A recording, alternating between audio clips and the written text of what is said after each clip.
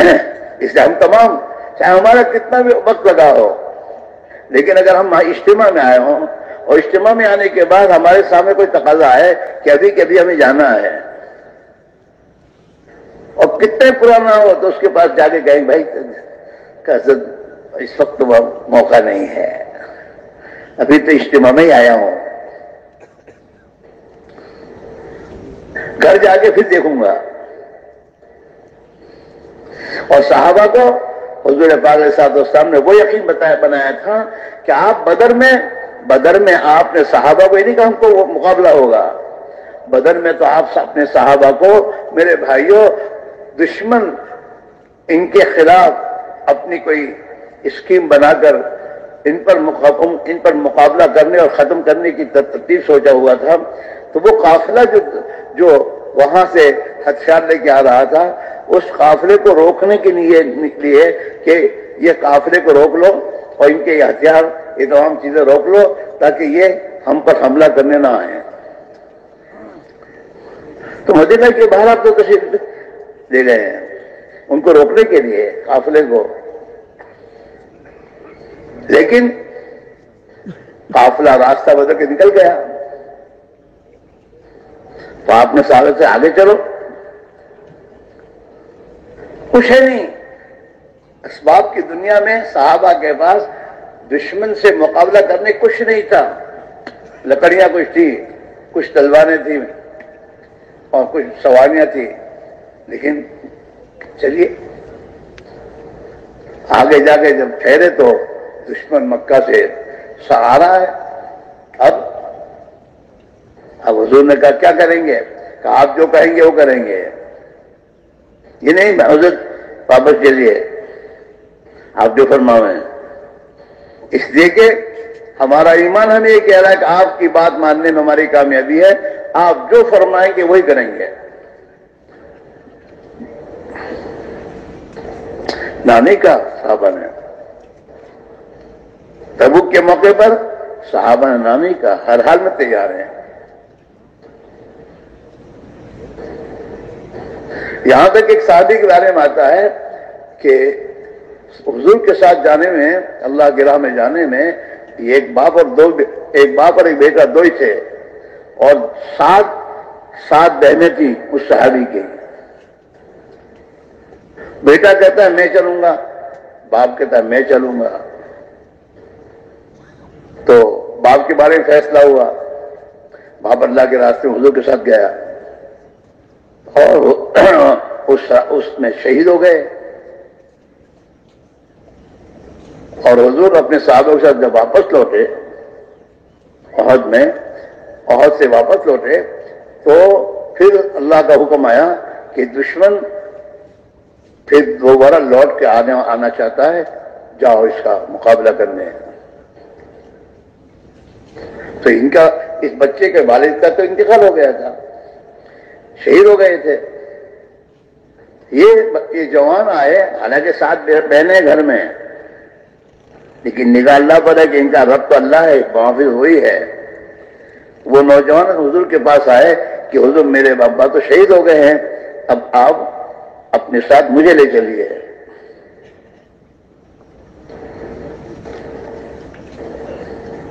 یقین محکم، مضبوط یقین چاہیے، حالات سے متاثر ہونے والا زندگی کام نہیں دیتی، جو حالات سے متاثر ہو تو پریشان ہوتے ہیں، اور جن کی نگاہ اللہ پر ہوتی ہے ان کے لیے پریشانی کوئی پریشانی نہیں رہتی۔ یقین محکم، مضبوط یقین، ہاں صحابہ کا یقین مضبوط تھا، کوئی حال انہیں متاثر نہیں کر سکا، کوئی حال نہیں، اور جب کسی حال سے متاثر نہیں ہوئے تو اللہ نے ہر حال میں ان کی مدد فرمائی، ہر حال میں۔ اللہ کے نبی کا فرمان ہے کہ انسان جس مخلوق سے نہیں ڈرتا وہ مخلوق انہیں نقصان نہیں پہنچا سکتی۔ زبان کے بول نہیں، اندر کا بول۔ تو حضرت یہ فرماتے تھے میں یہ کہہ رہا ہوں اللہ کی راہ میں نکلو اپنے یقین کو بنانے کے لیے، اگر تمہارا یقین 2 دن میں بن جائے تو واپس آ جانا، اگر تمہارا یقین 4 مہینے جانے کے بعد بھی نہ بنے تو پھر آگے بڑھو، یقین بناؤ، یقین بن کے آ جاؤ۔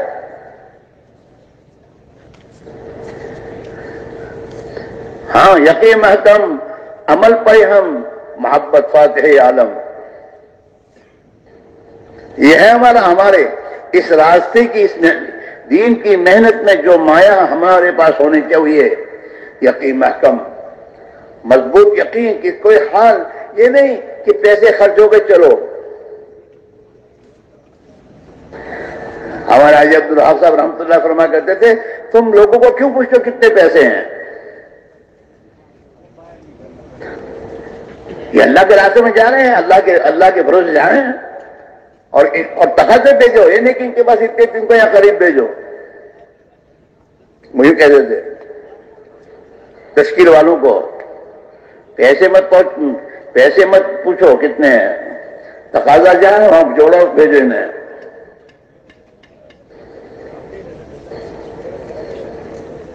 ہمارا حال یہ ہوتا ہے، اللہ کے راہ میں گئے، ذرا طبیعت خراب ہوئی چلو واپس، تو موت تو گھر جا کے تب بھی آئیں گی، گھر لوٹنے سے زندگی ملے گی نہیں۔ حال آیا ہے، اللہ جانچنا چاہتا ہے کیا کرتا ہے یہ کیا کرتا ہے۔ ہاں، ہر حال کا خدا نے حکم دیا ہے، حکم پورا کرے گا کامیاب ہو جائے گا۔ اللہ نے حالات کی رعایت کے ساتھ چلنے کا حکم نہیں دیا ہم کو، بلکہ جس حال میں جو اللہ کا حکم ہے وہ پورا کرو گے کامیاب ہو جاؤ گے۔ ابراہیم علیہ السلام نمرود نے آگ جلا کر اندر ڈالا، ابراہیم علیہ السلام حال سے متاثر نہیں ہوئے، بلکہ اس حال کا حکم کیا کہ ایک اللہ ہی رب ہے، وہی کرنے والا ہے، اس کے سوا کسی کے ہاتھ میں کچھ نہیں ہے، اس یقین سے وہ ہٹے نہیں، بلکہ جب نمرود نے آگ میں ڈالا اس وقت اپنی زبان سے کہا حسبنا اللہ ونعم الوکیل، اللہ میرے لیے کافی ہے اور بہترین کارساز ہے۔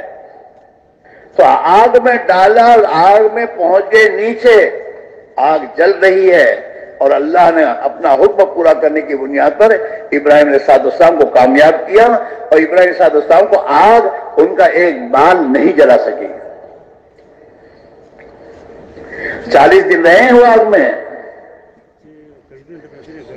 اوپر آگ ہے نیچے گلزار ہے۔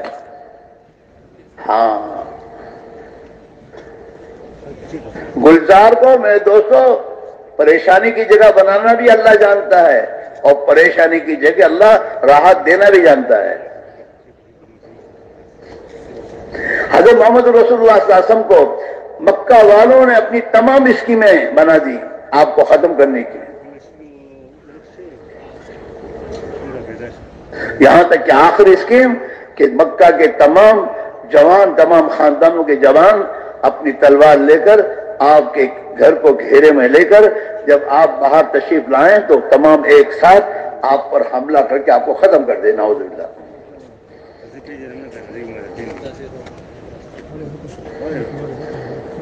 آپ اپنے گھر میں آرام فرمائیں، چاروں طرف مکہ کے قبائل کے نوجوان اپنی تلواریں لے کے کھڑے ہوئے ہیں آپ کے نکلنے کے انتظار میں کہ ابھی آپ تہجد کے لیے نکل کر جائیں گے، ہم ختم کریں گے۔ حال ہی ہے، اللہ کو سب تمام حالات کا پتہ تھا، اللہ کو کہ یہ تمام چیزیں ہونے والی ہیں۔ اللہ نے اپنے نبی کو پہلے سے خبر دے کے نہیں کہا کہ آپ ہجرت کی جائیے، اللہ کو اپنی خود سمجھانا ہے اس امت کو۔ اللہ کے نبی ابھی تشریف فرما اپنے گھر میں، آسمان سے خدا کا حکم آتا ہے کہ اب آپ ہجرت کر کے جائیے، ہجرت کر کے تشریف جائیے، اس میں سے نکل ان کے بیچ میں سے۔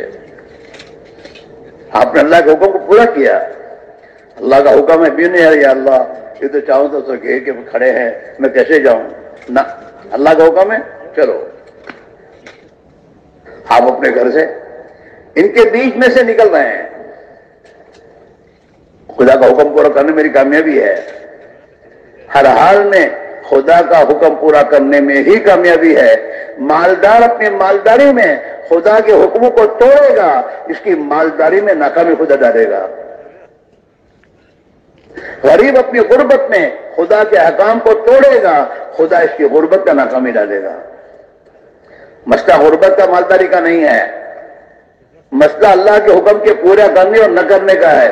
غریب اس لیے پریشان نہیں کہ اس کے پاس مال پیسے کوڑیاں ٹھیکرے نہیں ہیں، غریب اس لیے پریشان کہ اللہ کا نافرمان ہے، یہ نمازیں چھوڑ رہا ہے، یہ خدا کے حکموں کو توڑ رہا ہے، نبی کی سنتوں کو ذبح کر رہا ہے، جھوٹ فریب دھوکہ مکاری کر رہا ہے غربت میں۔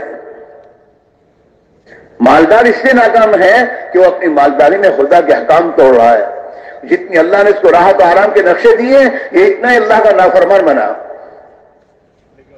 یہ غفلت کی زندگی میں آیا، اس کی اولاد کی زندگیاں اجڑنے لگی، بگڑنے لگی،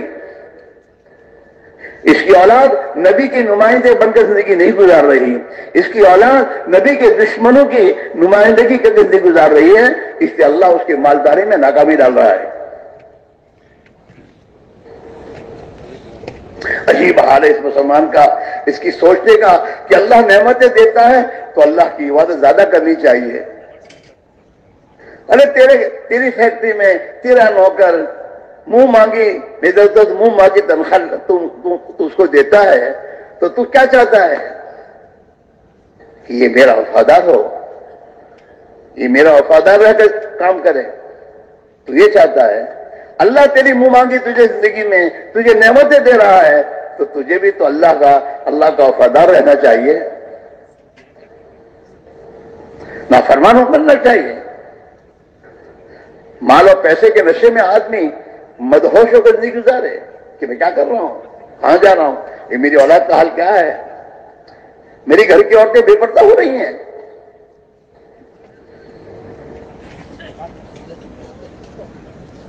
میں انہیں اپنے ساتھ گھومنے پھرنے لے جا رہا ہوں۔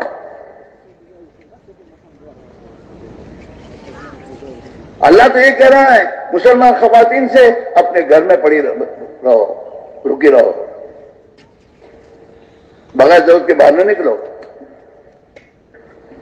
وقرن فی بیوتکن، نبی کی عورتوں سے کہا جا رہا ہے تم اپنے گھر میں رہو، اور ضرورت کے لیے باہر نکلنے کا وقت آئے تو ضرورت کے لیے جب باہر نکلو تو زیب و زینت کے نقشے اور ٹیپ ٹاپ کی زندگی بنا کر مت نکلو۔ وَلَا تَبَرَّجْنَ تَبَرُّجَ الْجَاهِلِيَّةِ الْأُولَىٰ، ایمان سے پہلے جو جہالت کی زندگی میں بناؤ سنگا کر کے تم باہر نکلا کرتی تھی اور مردوں کے سامنے جایا کرتی تھی، ایسے مت جاؤ۔ اللہ نے مسلمان خواتین کو گھر میں رہ کے کیا کرنا وہ بتا دیا، وَأَقِمْنَ الصَّلَاةَ، نمازیں پڑھو مسجد میں، گھر میں رہ کر نمازیں پڑھو، 5 وقت کی نمازیں تو فرض ہیں، اس کے علاوہ نوافل ہے۔ گھر میں رہو، نمازیں پڑھو، اور اللہ نے جو مال دیا ہے نا وہ مال فضول خرچی میں بناؤ سنگار میں ختم نہ کرو، اللہ کے نام پر اللہ کی مرضی کے مطابق اس مال کو خرچ کرو۔ وَآتِينَا الزَّكَاةَ وَأَطِعْنَا اللَّهَ وَرَسُولَهُ، اللہ اور اللہ کے رسول کی اطاعت کرو۔ گھر میں اپنی زندگی کو سنت کے مطابق بناؤ، اپنی اولاد کو سنت کے رنگ میں رنگو، اپنے دودھ پیتے بچوں کو سنت کے رنگ میں رنگو، انہیں کپڑے پہناؤ سنت والے کپڑے، انہیں کھلاؤ پلاؤ سنت کے مطابق، انہیں اللہ کے نبی کی سنت سکھاؤ۔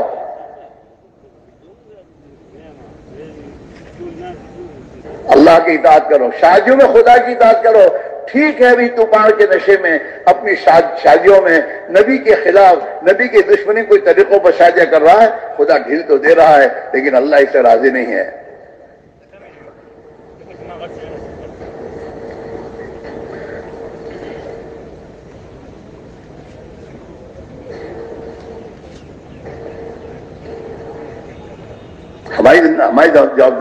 ہماری جوابداری ہے، ہماری ذمہ داری ہے کہ ہمارے گھر میں نبی کے طریقے خلاف کوئی چیز نہیں آ سکتی۔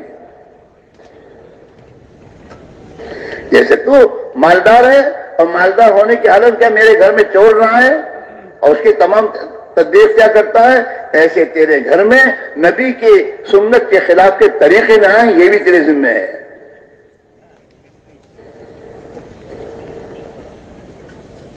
کوئی بھی ہو، پھر مالدار ہو یا کوئی بھی ہو، غریب ہو، چاہے میرے دوستوں پڑھا لکھا ہو، گھر میں عورتوں کے کام ہیں۔ یہ گھروں میں میری تعلیم جو کہی جا رہی ہے، یہ یوں رسمی طور پر تعلیم کرنے کو نہیں کہا جا رہا ہے،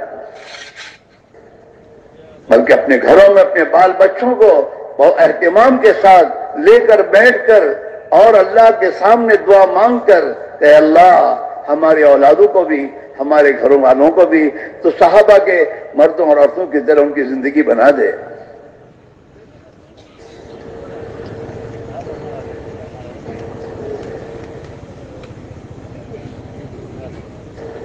ہاں، گھروں کی تعلیم میرے دوستو، جو جیسے ہمارے بڑے فرماتے ہیں، ہم نیت کر کے اپنے گھروں میں اپنے بال بچوں کو تعلیم کے حلقوں میں بیٹھ کر یہ نیت کر کے کہ اللہ کے نبی، اللہ کے نبی کے کلام کا نور میرے اور میرے گھر کے میرے بال بچوں کے دلوں میں اتر جائے اور ان کی زندگیوں میں نبی والی زندگی آئے، نبی والا رہن سہن آئے، معاشرہ آئے۔ آپ اپنے گھروں میں اور ہم اپنے گھروں میں سوچے تو صحیح کہ میرے بال بچوں کے جذبات کیا بن رہے ہیں۔ میرے گھر میں تعلیم تو کر رہا ہوں، اس تعلیم کے نتیجے میں میرے بال بچوں کے جذبات کیا بن رہے ہیں۔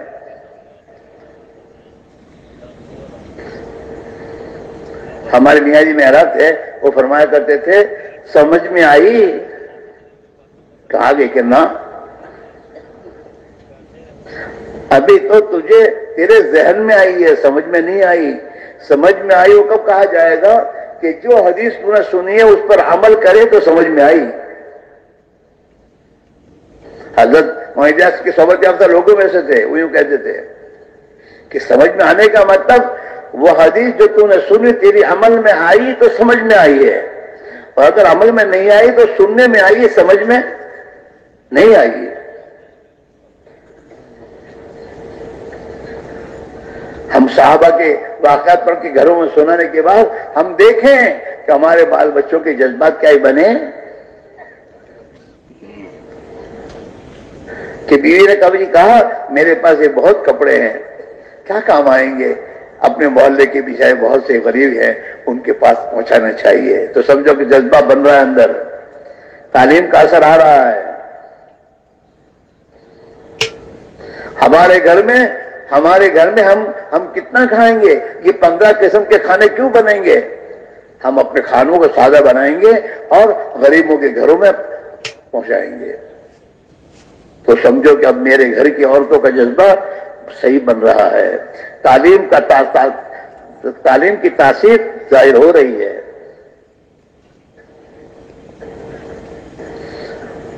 گھروں میں ایک ایک 3 4 جوڑی کیوں چپل ہے؟ یہ اسراف نہیں تو اور کیا ہے؟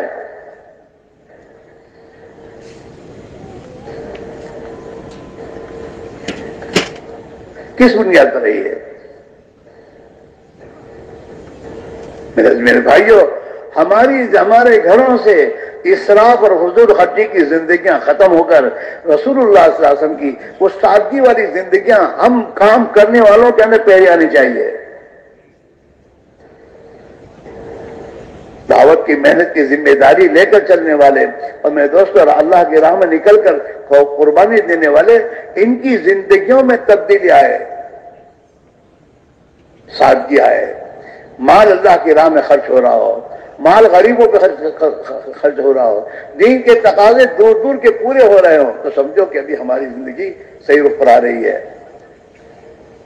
اور اگر شیطان یہ سمجھا رہا ہے اللہ نے دیا ہے خرچ کرنے میں کیا حرج ہے، تو یہ شیطان کا چکر ہے۔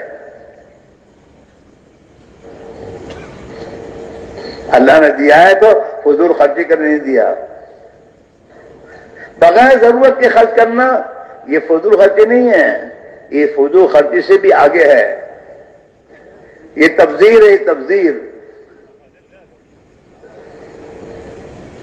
چاہے حلال جگہ خرچ کر رہا ہے لیکن بغیر ضرورت کے خرچ کر رہا ہے، تو یہ تو تبذیر ہے.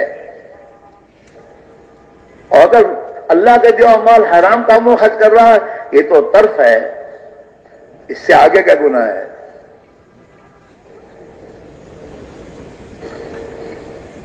تو ہم کام کرنے والے جو جمع ہوئے ہیں وہ اس بات کو سوچیں ہماری زندگی کا رخ کیا ہو رہا ہے. ہمارا رخ، اس محنت کا مقصد تو یہ ہے کہ ہمارا رخ جیسے صحابہ کا رخ تھا اللہ اور اللہ کے رسول کی طرف، ہماری زندگی کا رخ وہ ہو جائے. ہماری سوچ وہ ہو جائے جو ان کی سوچ تھی، اللہ کا دین دنیا میں زندہ کیسے ہو.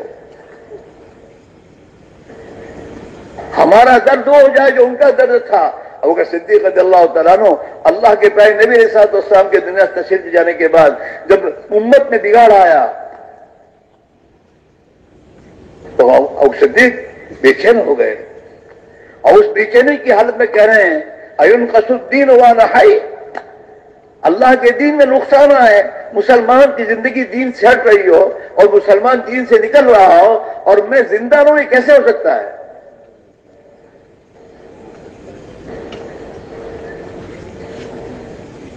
ہمارے گھروں میں، ہمارے محلوں میں مسلمان خدا کا فریضہ چھوڑ رہا ہو. اللہ کی نماز فریضہ، ایمان کے بعد جو سب سے بڑا اللہ کا حکم و نماز ہے.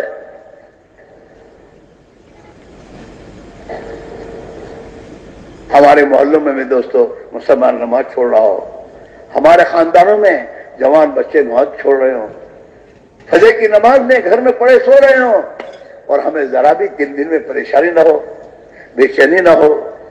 کیا ہے یہ؟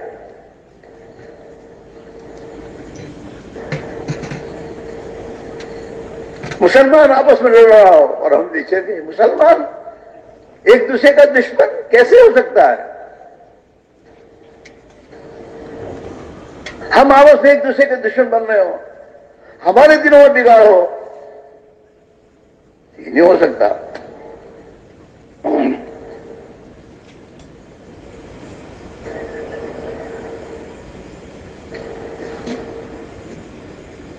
اس محنت کا مقصد تو ہی میرے دوستوں کلمے والی زندگی آنی چاہیے. کلمے والی صفات تقوی، توکل، طہارت، ہمدردی، ایثار اور ہمدردی کے جذبے، اللہ کے دین کے لیے اپنا سب کچھ قربان کر دینے کا جذبہ اور حوصلہ، اپنی اولاد کو اللہ کے دین کے لیے پرورش کرنا، اپنے بچے اور بچوں کو اللہ کے دین کے لیے پرورش کرنا. پرورش کرنے کے معنی یہ ہے ان بچوں کی تربیت میں یوں اپنی تمام طاقت و قوت کو خرچ کرنا. ہماری بچیاں کسی کے گھر میں نکاح کے بعد جائے تو وہ بچی دین کا درد و فکر لے کر جا رہی ہو اور اس گھر کی زندگی ان گھر والوں کی زندگی کے بدلنے کا ذریعہ بن جائے. ہمارا بچہ اس کی زندگی میں دین اور دین کا فکر اتنا آ رہا ہو کہ وہ جب نکاح کرے گا اور کسی کے بچے اس کے گھر میں آئے تو اس کا فکر یہ ہو کہ میری بیوی اور میں اللہ کے دین کے محنت کرنے والے کیسے بنے.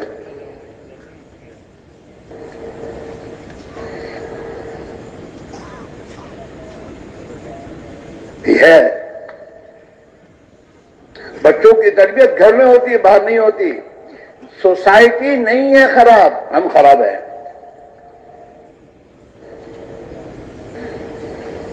محلے میں بے دوستو پاخانے اور میرے دوست سب پھیلے ہوئے ہوتے ہیں تو اس میں ہم اپنے بیٹا سنبھل کے چلنا،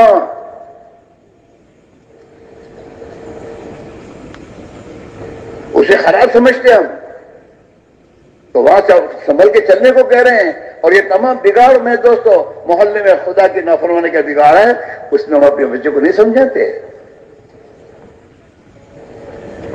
سب سے پہلی بات تو یہ ہے ہمارے گھر میں ہمارے بچوں کو وہ ایمانی قوت، وہ ایمانی طاقت و فکر مل جائے کہ جو باہر کے ماحول کو سمجھنے لگے کہ غلط ہے، مجھے نہیں کرنا چاہیے.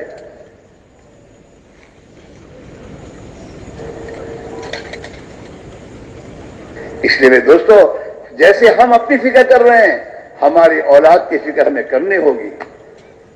اس کے لیے گھر کی تعلیم ہے. بچپنے سے اس بچے کے دل کان کے راستے سے اللہ اور آخرت، اللہ کی بڑائی اور عظمت، حضرت رسول اللہ صلی اللہ علیہ وسلم کی سنتوں کی عظمت، اس کے دل میں اترے بچپنے سے.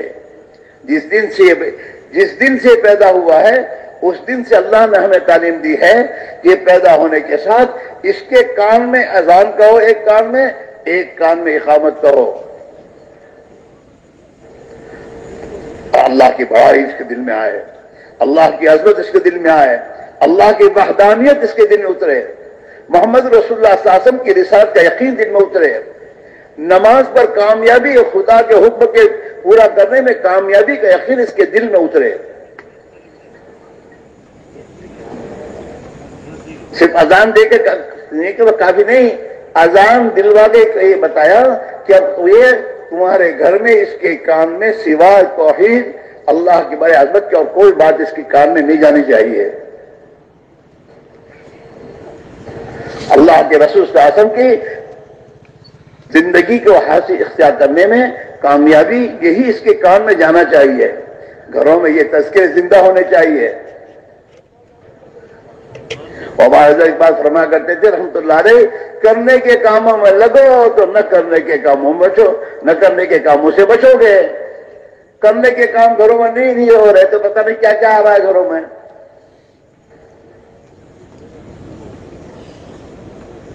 یہ کرنے کے کام ہے گھروں میں, نمازوں کو قائم کرنا, اللہ کے نبی کی زندگی کے تذکرے کرنا, اللہ کے دین کے زندہ کرنے کے قربانی کے حوصلے جذبے بنانا, یہ ہے میرے تو کام گھر میں کرنے کے. وَأَطِعْنَا اللَّهَ وَرَسُولَهُ, اللہ کے رسول کی اطاعت کرو. ہمارے گھروں میں سنت کے خلاف کوئی چیز نہیں ہونی چاہیے. ہماری بیوی اگر سنت کے خلاف لباس پہنتی ہے تو ہم اس کو سمجھائیں گے تیرے سنت کے خلاف زندگی گزارنے کا اثر میرے بچوں پہ پڑے گا. کل پہ یہ بچہ یہی مانگے گی تو سنت کے مطابق زندگی گزار, تو سادگی والی زندگی گزار. ٹھیک ہے اللہ نے بہت دیا ہمیں, لیکن اللہ نے ہمیں یہ بھی تو کہا ہے کہ اطیعوا اللہ واطیعوا الرسول, اللہ کے رسول کی اطاعت کرو. اللہ کے نبی نے یہ بتایا ہے. اللہ کے نبی علیہ السلام اگر چاہتے تو اپنی بیٹی فاطمہ سے اللہ کو دعا کر کے جنت سے لباس اترواتے, لیکن آپ نے نہیں کیا. آپ کی بیٹی کس حال میں زندگی گزار رہی ہے؟ آپ نے حضرت عائشہ سے کیا فرمایا, عائشہ جب تک تیرے کپڑوں میں پیوند نہ لگ جائے اس کو پرانا مت سمجھ.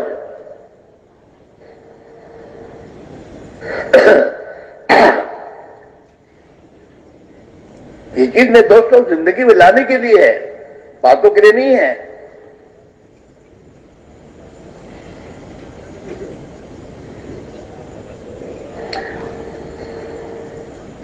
اس لیے میرے بھائیوں آپ آزاد سے گزارش یہ ہے, یہ ہمارے قرآنوں کا جوڑ جو ہے, اس قرآنوں کے جوڑ میں اس بات کے تذکرے ہوتے ہیں, مذاکرے ہوتے ہیں کہ بھئی ہمیں اپنی زندگی کو اس رخ پر لاتے ہوئے امت میں اس کو زندہ کرنا ہے.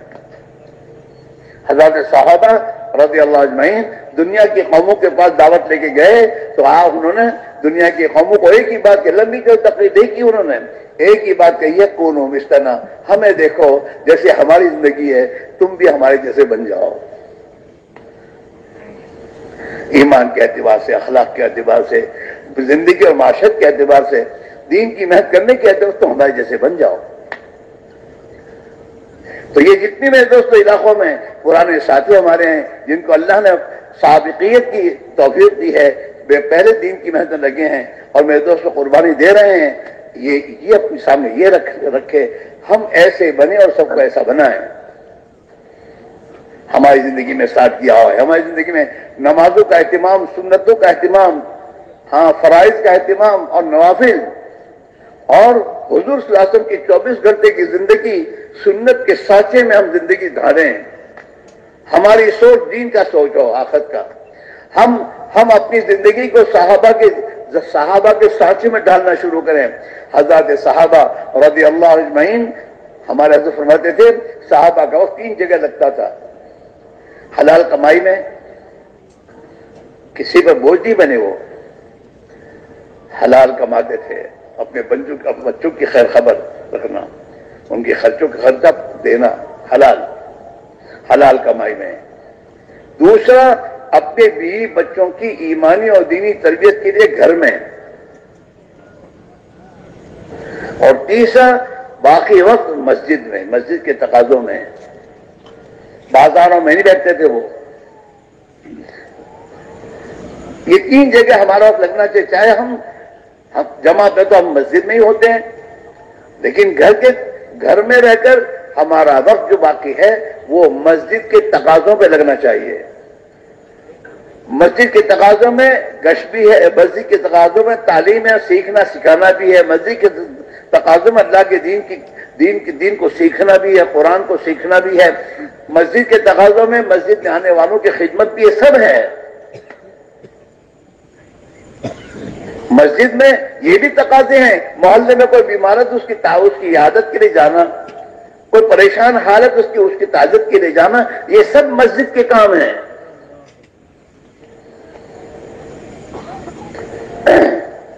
ہمارا فارغ وقت مسجد میں لگنا چاہیے، 2.5 گھنٹے نہیں، 8 گھنٹے نہیں، ہر آدمی کی رات کو اپنے محسن جو جتنا ہم میں طاقت ہے، ہماری استطاعت کے اعتبار سے ہمیں اپنا وقت لگانا چاہیے۔ اور ہر آدمی جانتا، وہ اس کا اللہ جانتے ہیں اس کے پاس کتنا وقت ہے، اس اللہ کے دین کے تقاضوں میں لگانا ہے۔ کوئی لگائے نہیں لگا، مجھے لگانا ہے، مجھے مسجد میں جانا ہے، مسجد جا کے بیٹھ جاؤں، اکیلا ہوں اللہ کی یاد کروں گا، تسبیح پڑھوں گا، دعا مانگوں اللہ سے، روؤں گا اللہ کے سامنے، امت کے حالات، میرے محلے میں جو حالات اس کو یاد کر کے کہ اللہ میرے محلے میں تو یہی حالات ہیں، امت ان حالات سے گزر رہی ہے، اللہ تو رحم فرما دے، یہ کب تک تیری نافرمانیاں کریں گے، اللہ سے آؤزاری کرے۔ ایک آدمی 2 آدمی آ گئے، ملاقات میں نکلنے کی تک بنے کہ بھائی اپنے کیا تقاضا ہے، کیا کرنا۔ کوئی بیچارہ آیا ہے جس کو نماز یاد نہیں ہے، اس کو لے کے بیٹھ جاؤ، سکھاؤ۔ کوئی پریشان حال ہے، اس کی پریشانی کا علاج کرو۔ ہمارا تو ہر کام مسجد سے ہوتا ہے، اور ہم تو مسجد والے ہیں، ہم بازار والے نہیں ہیں۔ ہم تو مسجد والے ہیں، مسجد سے ہم بازار جاتے تھے اپنے دنیا کے کاموں کے لیے، کام نمٹ گئے پھر آ گئے مسجد میں۔ جتنا فساد اس مسلمان کی زندگی میں آ رہا ہے، وہ میرے دوستوں فارغ وقت کو مسجد کو چھوڑ کر بازاروں میں اور میرے دوست آپس کی مجلس و کھیوں میں بیٹھنے کی بنیاد پر برائیاں آ رہی ہیں۔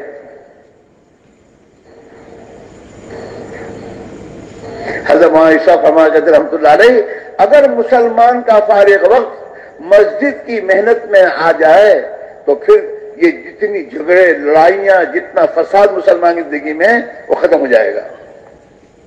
گھروں میں جھگڑے آ رہے ہیں بازاروں سے، بازار کی میٹنگ مجلسوں میں بیٹھ کر ایک دوسرے کے خلاف بیان، میرے دوستوں یہ آپ غیبت اور ایک دوسرے کے خلاف میرے دوست تبصرے جو ہوتے ہیں نا، اس سے آپس میں دشمنیاں پیدا ہوتی ہیں